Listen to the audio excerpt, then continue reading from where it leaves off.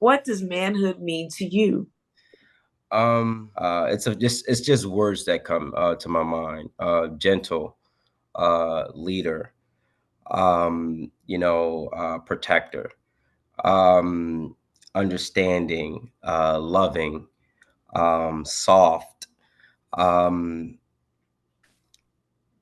just a correlation of those type of words kind of describe. There's like no definition or sentence because, to be honest, like I'm learning every day to figure out who I am and what type of man I want to be. So as you discussed earlier, there's different types of black men, right? And every black man have a different type of definition on what manhood is. So as I'm defining what manhood's to me, and something I will pass down to my kids, those will be the words I will highlight.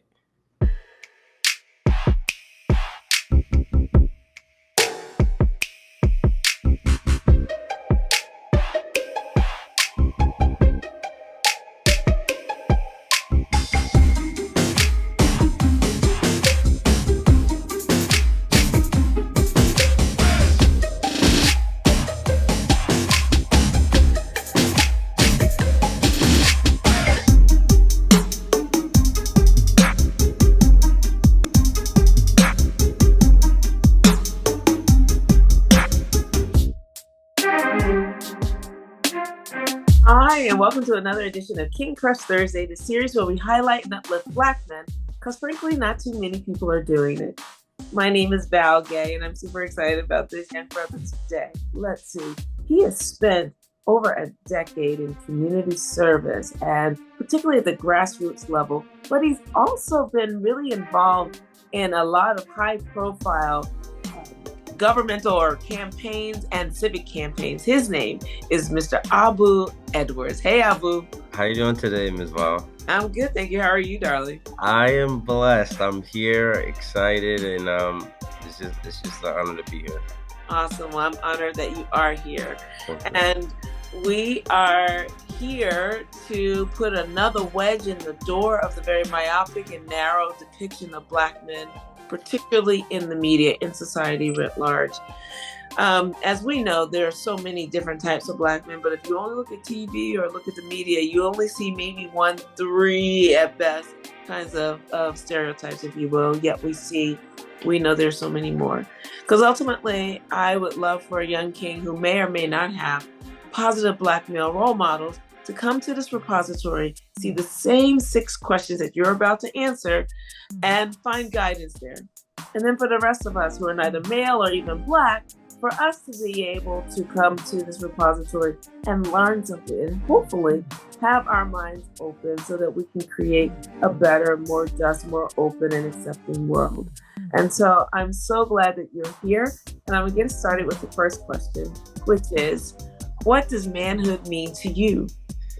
Wow, that is a loaded question. I think I should have done my homework too, Ms. Val. Um,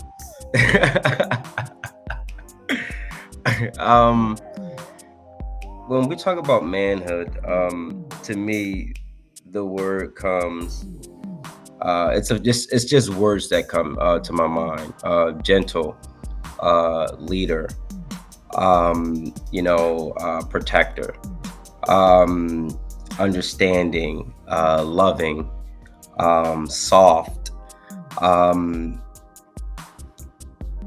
just a correlation of those type of words kind of describe. There's like no definition or sentence because, to be honest, like I'm learning every day to figure out who I am and what type of man I want to be. So as you discussed earlier, there's different types of black men, right? And every black man have a different type of definition on what manhood is. So as I'm defining what manhood's to me, and something I will pass down to my kids, those will be the words I will highlight.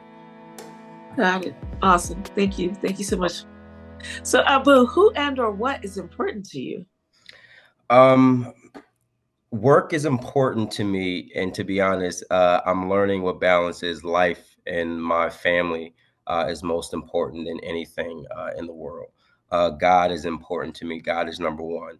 But I would say previously, a few years ago, work was like my number one focus. But it's family and and life and God. Got it. Got it. Awesome. So, Abu, how do you want us to see you? I'm very unique. It is very, it's something that you can't paint. Um, it is something that I believe that God has literally created in His lab to make something special. Because I do believe that I am truly special. But I just want people when they see me to see that there's a positive Black man who truly cares about his community, who will fight against all the odds to make sure that young Black boys have the opportunity and resources to succeed no matter where they come from.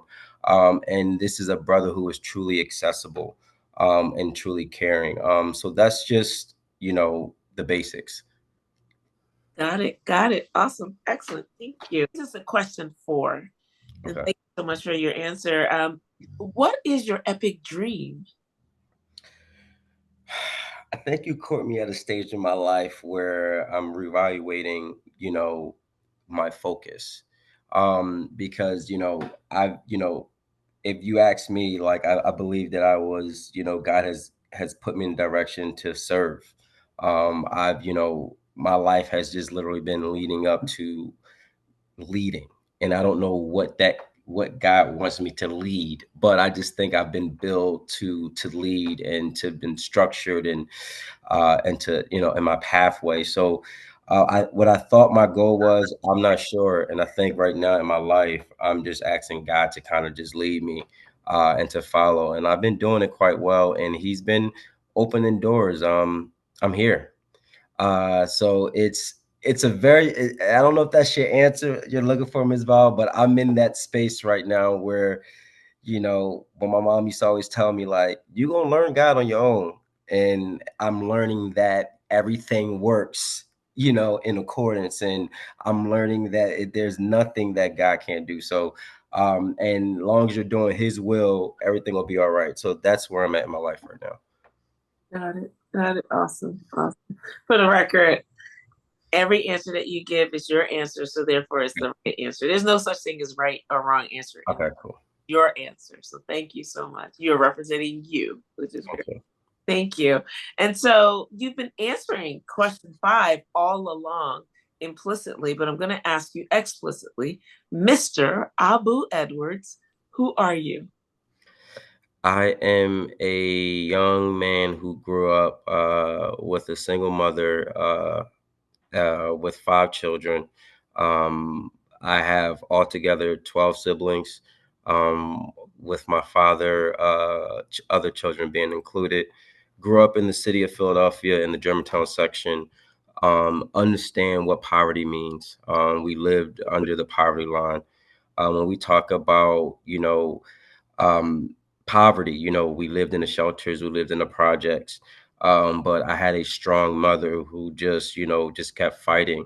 And I remember I was just laughing earlier where my mom used to be the assistant library teacher at my school, my middle school.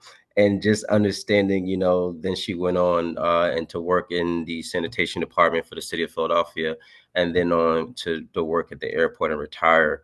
And I just grew up understanding and learned at a young age that, when I was exposed to go to a school outside of Philadelphia, I saw how Downingtown looked.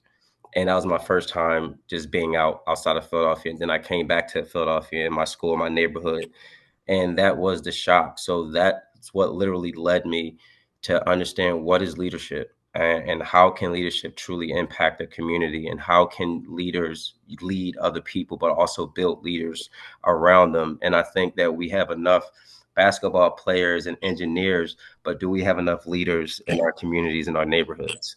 So I'm a leader, and that's who I am. Got it. Got it. Awesome. Awesome. So here we are already at question six, which is there anything I should have asked you that I didn't, or you wanted me to ask you that I didn't? In other words, what did I miss? um I would say, when I was in elementary school, the reason why leadership has literally saved my life, and I've used the word leadership in like every sentence, is because I wasn't fortunate enough to be tapped by God to have athletic skills. And my siblings did. And not having athletic skills made me feel like I was by myself, right, as a kid. And I used to get in a lot of trouble, you know, outbursts, things of that nature in school. And then it took a teacher to say, "Hey, I want you to be my line leader." And I said, "What?" And she said, "Be my line leader." And when she made me the line leader, I took it serious and I had the straightest line in the school. And from there, literally birthed everything from that moment. She unlocked something that literally held me accountable to myself and my community. And that was literally caring and making sure it's just not about you. It's about the people that you can impact. It's about your community. And I feel like, you know, as a Christian, when I leave this earth, you know, all I want to hear the words from God is, "Well done, my son." I hear you. Wow. Wow, wow, wow. That's awesome. Thank you. Thank you so much. I'm really grateful for your presence in this world and to watch you grow as a leader and as you grow as a professional. And it's just really wonderful to say. And I'm just going to say to your mom, well done, mom. Well done. Thank you. And so I honor you, my king. I pray that your epic dream comes true sooner rather than later. And I'm just really grateful that you were with us here today. Thank you so much, Abu. Thank you. Absolutely. And you stay right there because I want to Uh, thank the audience for joining us today. I really hope that you enjoyed this conversation as much as I did. And if there's a positive and successful Black man in your life, please feel free to nominate him below by clicking the link below in my bio or below in the comment below or up in my bio. Fill out the nomination form and we'll take it from there. We have had so many amazing conversations. I often say success does not equal what someone does for a living, as long as these two caveats. One is legal, two is not hurting anybody. Other than that, I don't really care what they do for a living.